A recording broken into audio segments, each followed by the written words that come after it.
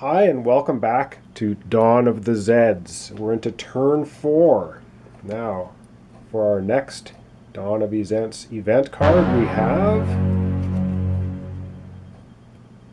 well-armed civilians. Well, that's good for us. We'll read the text here because the special event happens immediately during the RRR movement phase, which is 0. Anyway, and the card says, place the well-armed marker on any civilians or special civilian unit. Until it is eliminated, that unit receives a +1 bonus shift when attacking and when defending.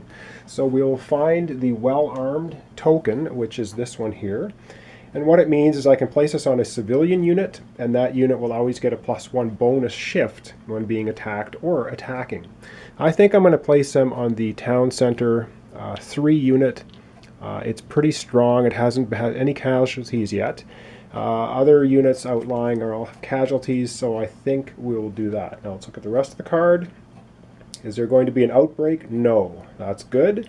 Consume supplies? Yes. Well, we have to consume supplies for those well-armed civilians, so our supplies go from 7 down to 6. And the next thing we have is the Zed movement is on the forest track. Well, now that's not good, because in the forest up here we have an attack that's going to take place, and it means this Zed unit is moving into St. Thomas. The civilians are strength 1, the Zeds are strength 1. Now what I forgot to do last time is I forgot to move the infection up 1 from turn 3. So now that there's another attack, the infection level is actually going to go to 5 because of this attack that's happening right now. So this is an even attack, but because they're in a town, they get to shift 1 down to a less than. So let's hope for a low roll here. Oh, perfect. Snake eyes. That is really good for our civilians. And what that means here, if we look over at our table, if you roll a 2 on the less than, it means the attacking units take 4 hits, the defenders take none, and the attackers must retreat. So what happens is these Zeds take 4 hits. They're already damaged.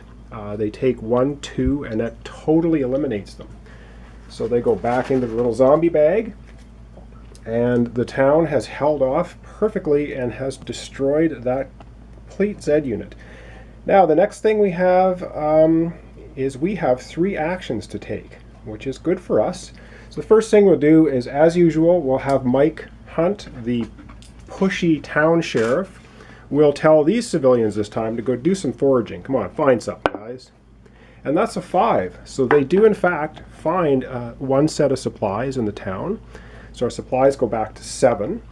And now Mike is going to shoot at these zombies once again.